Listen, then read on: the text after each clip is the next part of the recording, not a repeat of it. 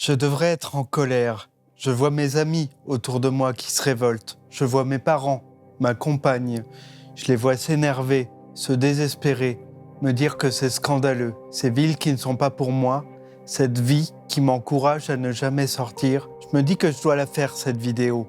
Utiliser ma voix et parler en mon nom. Mais on a tellement parlé pour moi, on s'est tellement animé à ma place que je ne sais pas trop ce que j'en pense au fond. J'aimerais être aussi virulent qu'eux, m'animer, découvrir tout ça et me scandaliser. Sauf que ça fait longtemps, sauf que j'ai l'habitude. Je suis scandalisée de ce que je viens d'entendre. Parce que jouer avec le handicap, comme vous venez de le faire, est proprement scandaleux. Peut-être je vais regarder ces films pour ça, pour m'agacer, pour me réveiller, pour me dire que quelque chose cloche et réellement réfléchir à ce que c'est d'être handicapé.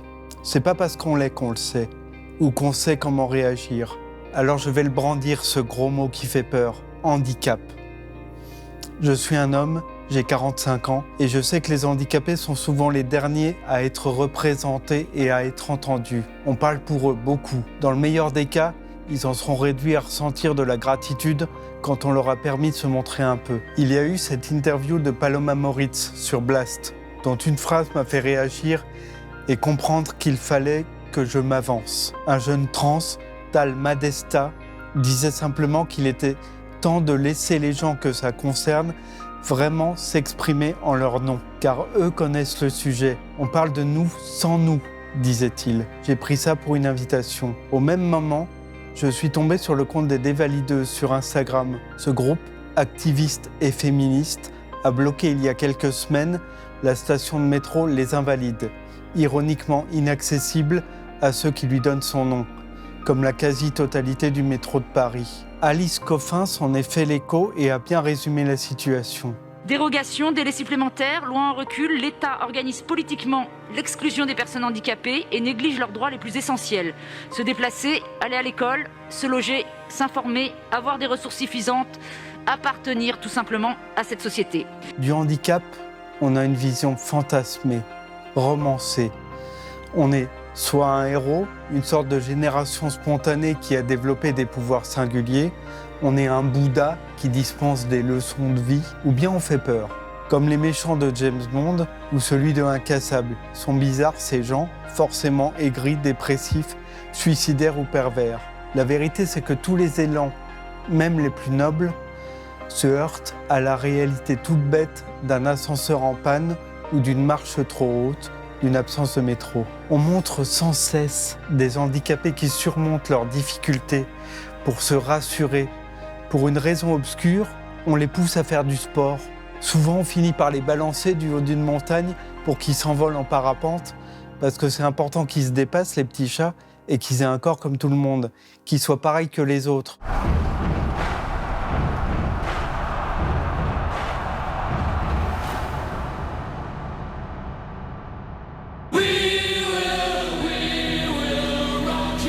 Or, bien souvent, dans la ville et dans les yeux des autres, toujours un peu fuyants, on voit bien que ce n'est pas le cas. Les bons sentiments inclusifs et les Jeux paralympiques, en l'occurrence, ne sont que des hypocrisies. Il s'agit d'accepter notre corps tel qu'il est et pas tel qu'il ne sera jamais. Vivre avec lui et pas malgré lui. On ne mesure pas non plus la violence de l'injonction à nous dire que nous sommes comme les autres. Nous ne le sommes pas et nous ne le serons jamais. C'est pour ça que j'ai envie d'évoquer ici le handicap tel qu'il est vécu, tel qu'il tente de s'imposer dans la société et tel qu'il est perçu. J'ai la chance d'avoir cette plateforme sur Blast, alors je vais l'utiliser. Car en vérité, quand vous êtes en fauteuil, vous pouvez être une révolution permanente contre les évidences et contre les réflexes, puisque le monde entier pour vous est à redéfinir.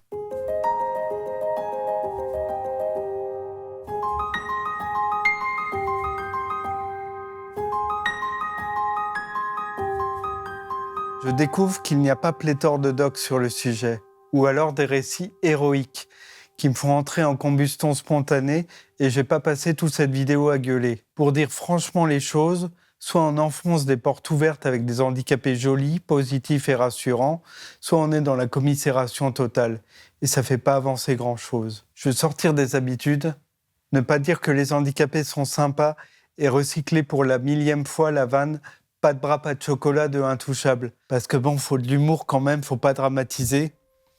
Bah si, il faut. Souvent, devant mon handicap de naissance, on m'a dit « Ah, tu as de la chance, tu n'as rien connu d'autre. » Je ne rétorque jamais rien, je me contente d'un vague hochement de tête en marmonnant un « mouais ». Je dois parler de ce que ça fait quand ça vous tombe dessus.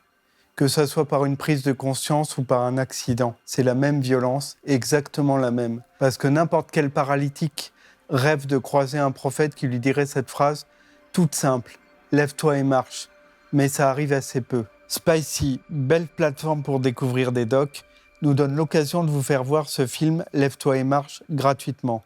C'est Mathias, notre producteur, qui m'en a parlé. Je vais raconter l'histoire de Mathieu, son ancien rédac-chef, qui a tenu ce journal filmé pour raconter son parcours d'accidenté et de paraplégique. Mathieu est fringant, père d'un petit garçon. Le mec classique qui fait la bringue et boit des coups, qui a un chouette boulot, sans histoire, sauf qu'un jour il fait un AVC et perd l'usage de toute la partie inférieure de son corps. Il a la réaction typique, automatique. Je vais me battre, je suis un guerrier, un battant. Ça me donne de l'énergie et j'ai la rage. Le discours valorisé partout. Le héros standard, validiste et positif. Cette injonction à l'exemplarité qui est une incroyable charge mentale. L'espoir, autant qu'un élan, il peut être une barrière. Devenir ce que l'on ne pourrait jamais être. Prétendre à une vie qui ne sera pas la vôtre. C'est encouragé partout les contes à la Rocky, les « tu vas y arriver », les « no pain, no gain », vivre comme un militaire en entraînement dans Full Metal Jacket. C'est presque un réflexe et c'est ce qu'on attend de nous. Je peux pas du tout bouger les jambes et surtout j'ai pas du tout d'abdominaux, donc je peux faire aucun mouvement de bassin, aucun mouvement de hanche pour essayer de me tourner dans le lit, pour essayer de me redresser. Donc j'ai juste les pectoraux, les trapèzes des épaules qui travaillent. Et ça fait de moi pour l'instant quelqu'un de vraiment handicapé, quoi.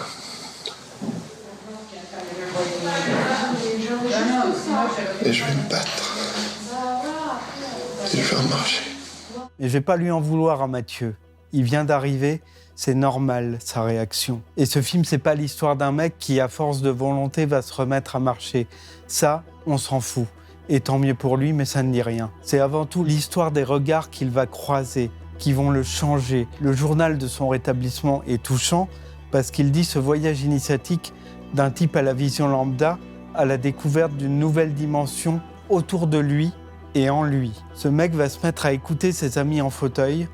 On va même voir ce qui se cache derrière leur sourire. Il découvre les choses à travers ce journal intime filmé. On voit ce regard changer de jour en jour, s'ouvrir à ce qu'il ne soupçonnait pas, l'incertitude permanente, le rapport au monde et à l'avenir bouleversé. Il sort du cadre et découvre que tout devient une question sans réponse, où il faut devenir autre chose, se réinventer un univers, ni celui d'avant, ni tout à fait un autre, dans les limbes de l'acceptation et des codes à se réapproprier. Et pourquoi tu galères en fait ? Parce que j'ai les mains recroquevillées comme un petit écureuil et je peux pas tendre les doigts. Et du coup, c'est galère. T'as aucune force dans les doigts ? Non, impossible d'ouvrir la main c'est ça. Et je croyais que tétraplégique, c'était on était paralysé des bras et des jambes. Je suis paralysé des bras et des jambes. Mais bon, pas entièrement, je peux bouger quand même un petit peu. Le truc le plus délicat à expliquer et qu'on doit souvent dire en premier, c'est ce que nous demandent les enfants. Pourquoi il est comme ça ? Qu'est-ce qu'il a ? Chacun se démerde comme il peut. C'est pas toujours clair. Lui a eu Jamie Effrett de C'est pas sorcier pour tout comprendre. Il y a 31 sorties le long de la moelle épinière, au-delà desquelles les neurones sont rassemblés sous forme de nerfs.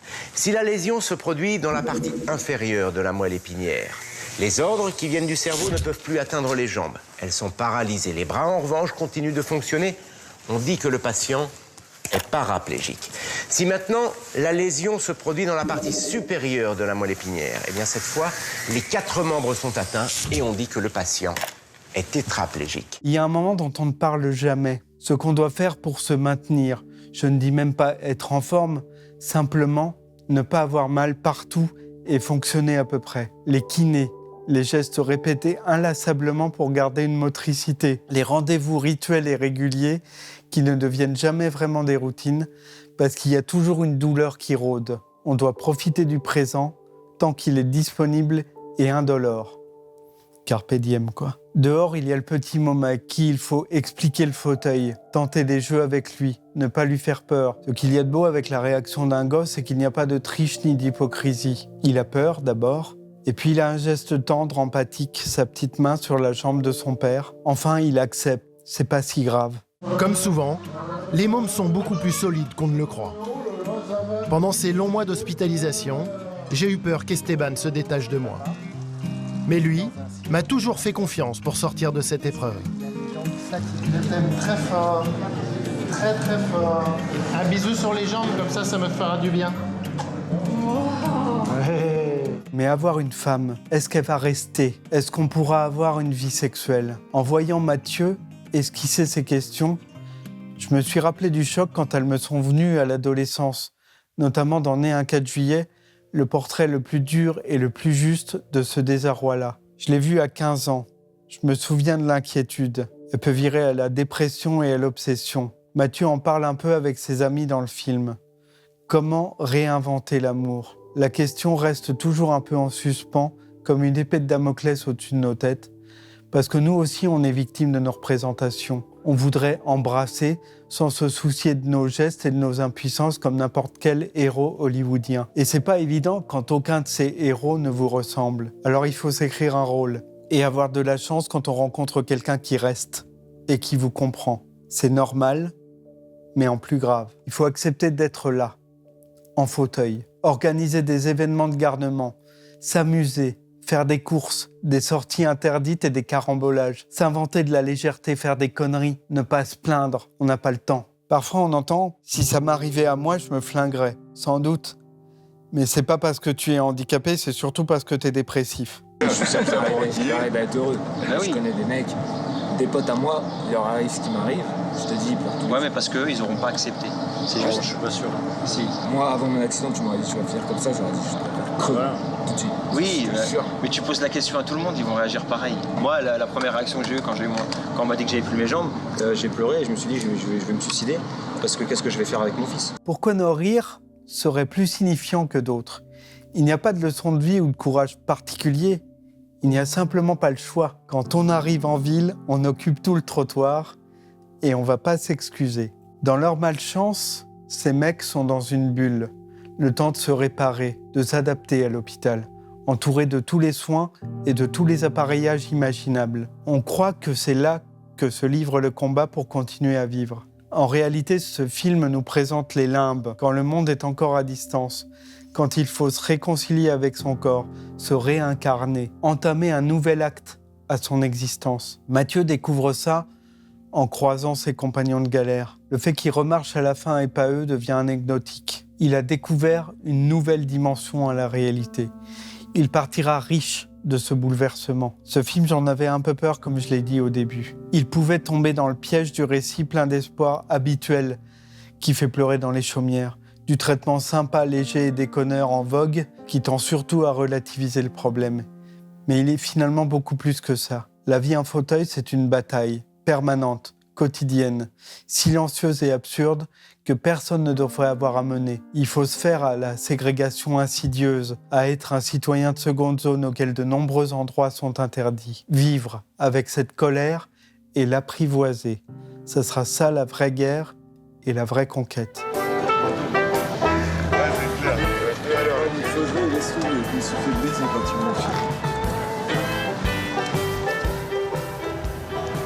Un neurologue m'a dit un jour, il n'y a pas si longtemps, que je lui racontais mes difficultés à m'habiller. Si vous ne le faites pas, c'est que vous ne pouvez pas le faire. Je ne sais pas s'il a mesuré la révolution qu'il y avait dans cette phrase. Je cherche un film qui parle de ça, partout. Pas un truc de traversée de l'Atlantique un peu extraordinaire. Et j'en trouve pas. Une œuvre qui ne rassure pas mais qui montre, simplement. Finalement, je la trouve sur Cinémutin, plateforme engagée dont nous sommes partenaires ce mois-ci. Ça s'appelle Jusqu'à la mer et c'est réalisé par Marco Gastine. Vous pourrez le découvrir également gratuitement. Au début, j'avoue que ça me paraît improbable. Ça se passe dans un hôpital délabré à Athènes qui soigne les grands accidentés. C'est drôle d'abord, comme c'est souvent ce profil d'accidenté qu'on retrouve dans les représentations et pas les handicapés de naissance, comme s'il fallait des transfuges entre deux mondes. Ce film regarde leur douleur en face. Avec ce sujet, c'est pas si courant. Ça ne contourne rien, pas de voix off envahissante, juste des gens qui vivent, qui souffrent et qui sont dans les limbes. Un film qui va les écouter plutôt que de travestir leur discours. Parce que tenir l'équilibre ou une balle devant soi peut déjà être une épreuve. Ce documentaire est un prolongement du précédent, mais choisit une approche plus frontale, plus objective et plus brute. Il adopte également souvent le point de vue des soignants. Il est plus médical et plus désespéré sans doute. Mais moi, ce qui m'intéresse, ce sont les gens qui découvrent la réalité d'une vie en fauteuil, qui va durer et de ce qu'elle induit. On les voit passer par la foi et par le déni. Λοιπόν, ξέρω ότι θα γίνω καλά, είμαι σίγουρος ότι θα γίνω καλά. Στο έχω ξαναπεί κιόλας. Θα μου πάρει χρόνο και αυτό το ξέρω. Poser la question du handicap, c'est poser celle de la liberté, car le corps, soudainement, est entravé. Cet état n'est tolérable d'abord que s'il est transitoire. On tente de se réconcilier avec. On traverse les mêmes stades psychologiques que pour une rupture ou pour un deuil. On rompt avec notre corps d'avant, en fait. Το τρίτο είναι το στάδιο της διαπραγμάτευσης.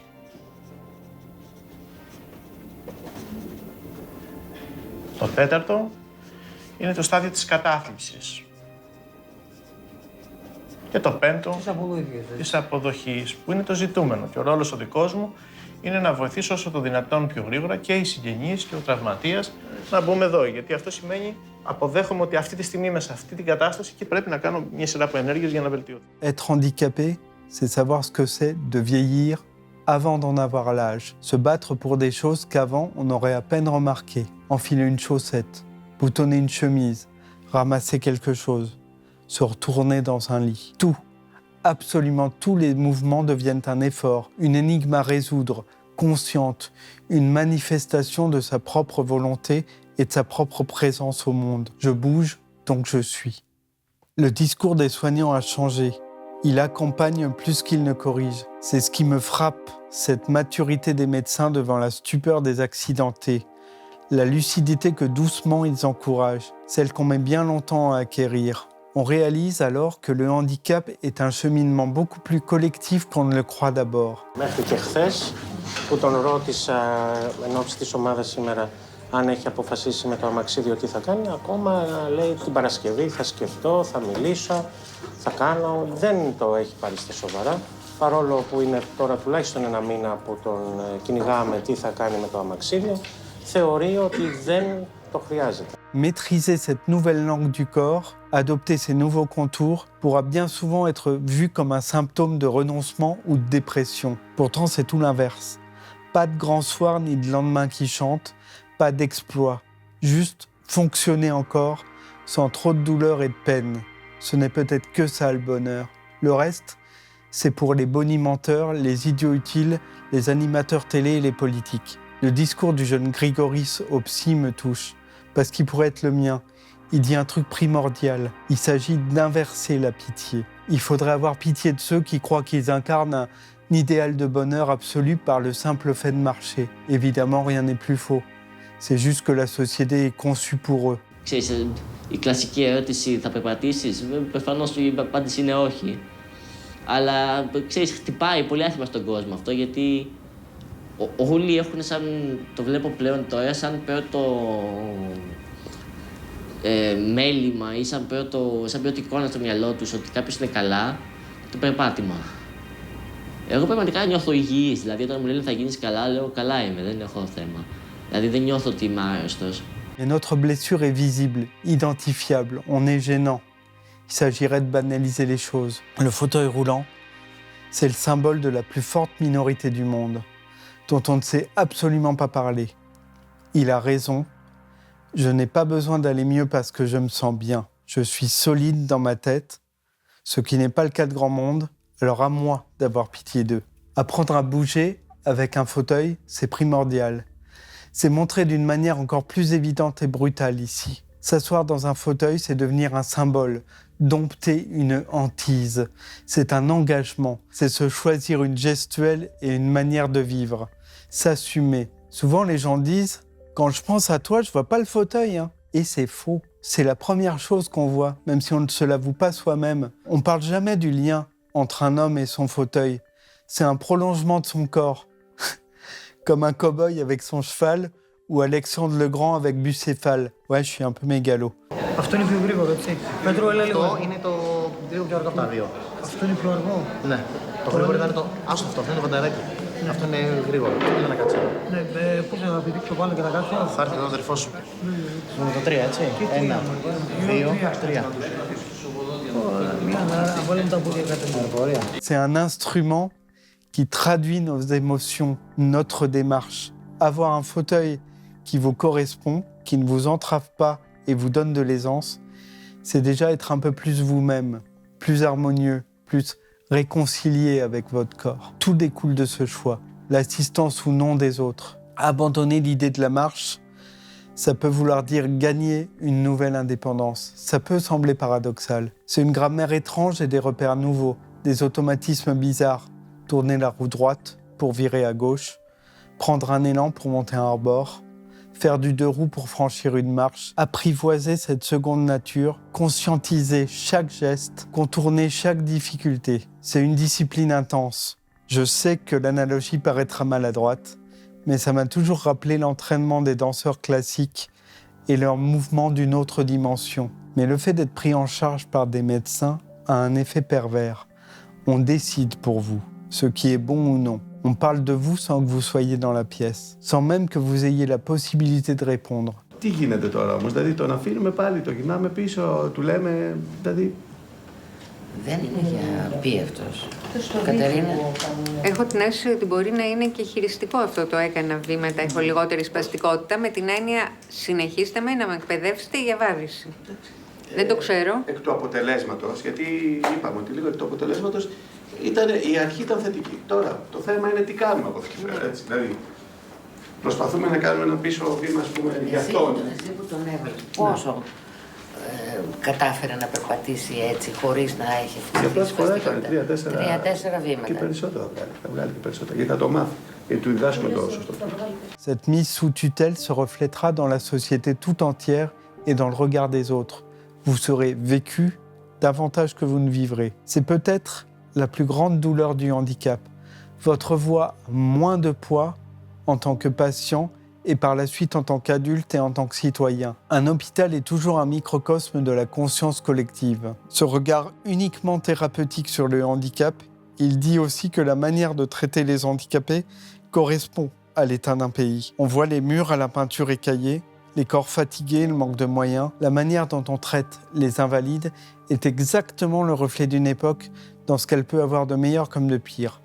Les fauteuils roulants sont toujours en première ligne. Il faudrait agir, il faudrait prendre conscience que l'on forme un mouvement, une communauté. Il faudrait s'assumer et lutter. Je brise un serment que je m'étais fait au début de Doc Doc Doc, voulant privilégier des plateformes plus responsables. Alors je vais chercher sur le Grand Satan, je vais chercher sur Netflix.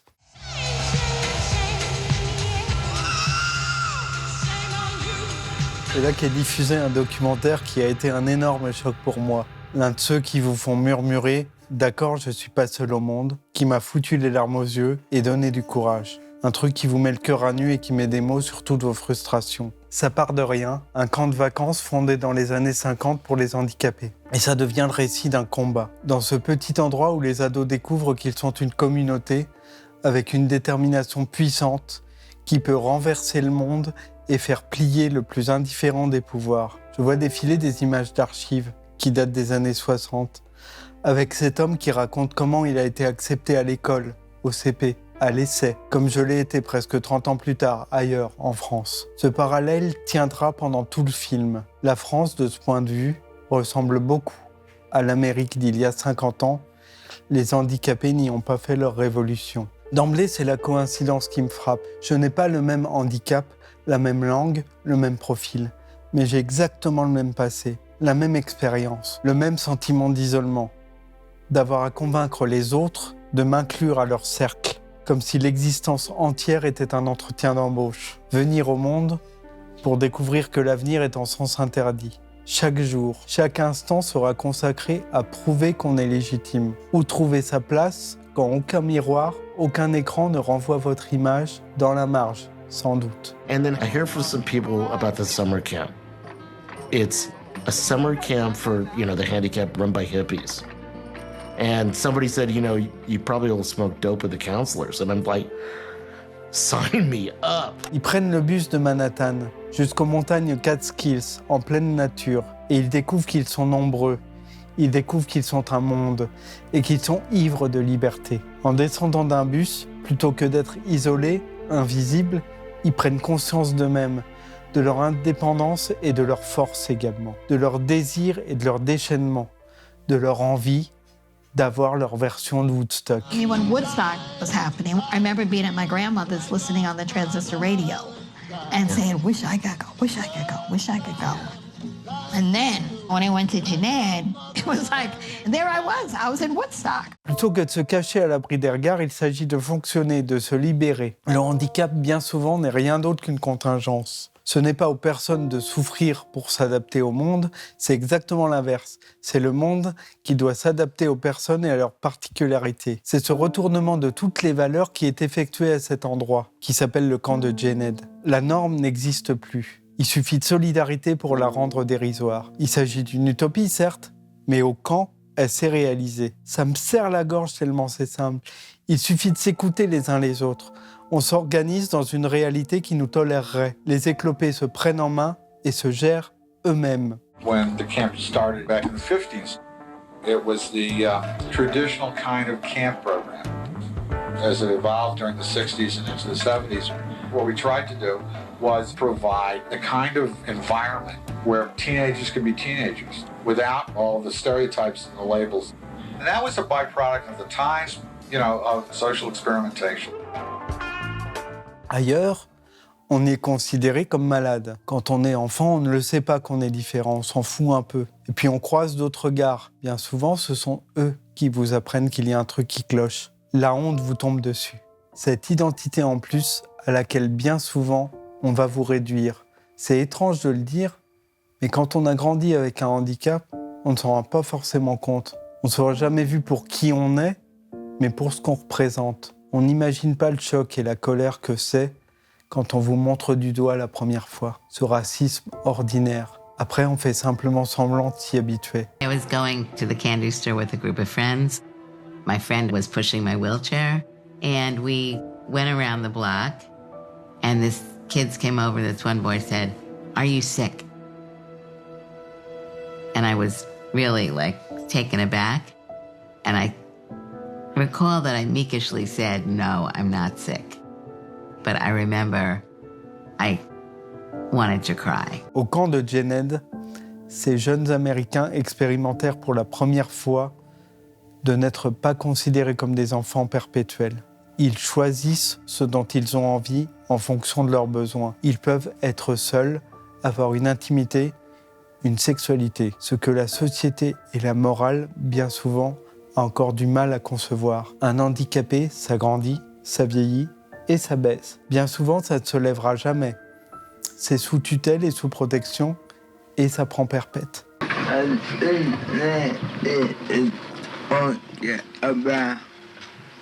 Moi, everybody wants to be alone and in their life. Like, feeling alone and to be alone. Les gens sont revenus du camp avec la conviction qu'ils pouvaient changer le monde. Ils découvrent qu'ensemble, ils forment une cause, une armée d'éclopés. Ils vont briser le silence et on va parler d'eux. Ils vont changer l'époque. Ils forment un groupe d'action, Disabled in Action. Ils vont sortir et se faire entendre par tous les moyens. Le camp de Jened leur a donné de l'élan. Et une cause, une raison de vivre, un but à atteindre. Je suis un être humain, hurlait Elephant Man. Il transforme cette douleur en action. Parce que ce n'est pas la pitié ou l'empathie qui anime réellement les politiques publiques. Pour faire bouger les lignes, Il faut de la colère et la peur qu'elle engendre, le bruit et la fureur. Ces gens vont donc ruer dans les brancards.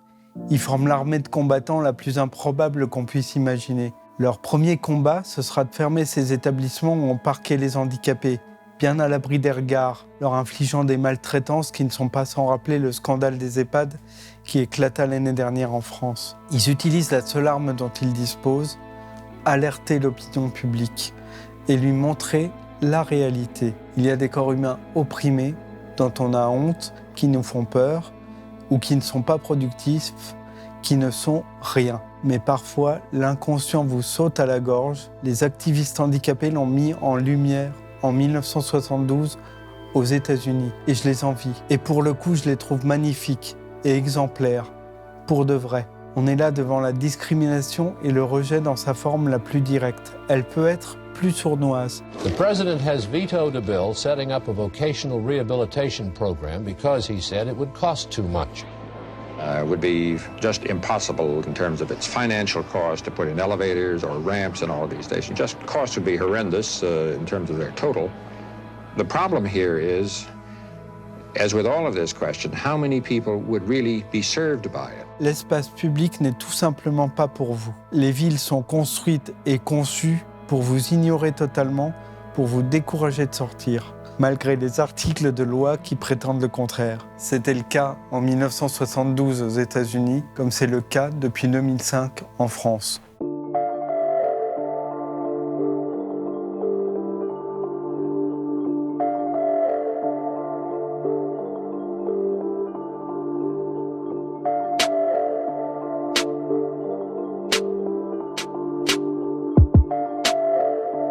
On peut proclamer ses bonnes intentions dans la loi et ne jamais les appliquer vraiment. Ça coûte toujours trop cher et ça ne concerne jamais assez de monde. C'est ce que disent toujours les responsables. Mais là, les gens étaient en colère, solidaires, organisés et efficaces. Vous voyez les 300 ? Spartans! What is your profession? Ils furent les 50 et ont commencé par bloquer la 5e avenue à New York pour une raison toute bête, que les autres bipèdes tiennent pour acquise.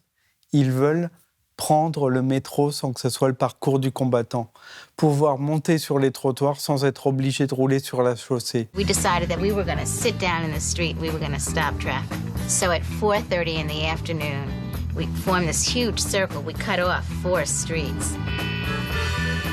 You get the call to action, to the barricades. You know, Judy would call it. Alors ils sont devenus des nuisances. Et en faisant ça, ils ont confirmé la légitimité qu'ils se sont découverts au camp. Il s'agit de se faire entendre, de se faire comprendre, entendre la colère contre ce mépris qui se ressent jusque dans l'urbanisme. Parce qu'ils ne sont d'habitude qu'une minorité silencieuse qui ne sera jamais prioritaire, toujours complaisante, toujours polie et reconnaissante. Mais ces jeunes gens-là ont choisi de ne pas l'être. Ils ont lutté, ils n'ont pas remercié pour le peu qu'on leur laissait, ils ont exigé. Pendant 10 ans, ils se sont organisés et ont exigé. À partir de Berkeley, où ils ont pris leur destin en main, où d'un coup, quand on leur refusait quelque chose, ils demandaient simplement « pourquoi ?» Ils rendaient à des gens qui n'osaient pas l'exprimer leur libre arbitre et leur dignité. Ce ne sont pas des grands mots, c'est du pragmatisme. The sit-in at San Francisco's HEW headquarters now is in its 3rd day. Hot water has been turned off on the 4th floor, where the occupation army of cripples has taken over.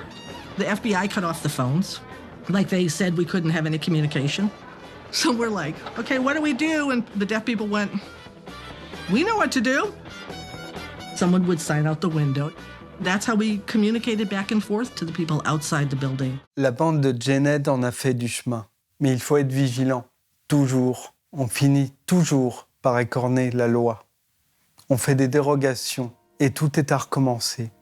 On doit remonter vers le haut de l'affiche pour refaire la une, pour arrêter de s'excuser d'être là. Cette injonction à être patient et conciliant, je la subis. Cette frustration, je la partage. J'ai 45 ans et ça fait 45 ans qu'on me dit d'être patient. And I'm very tired of being thankful for accessible toilets. You know?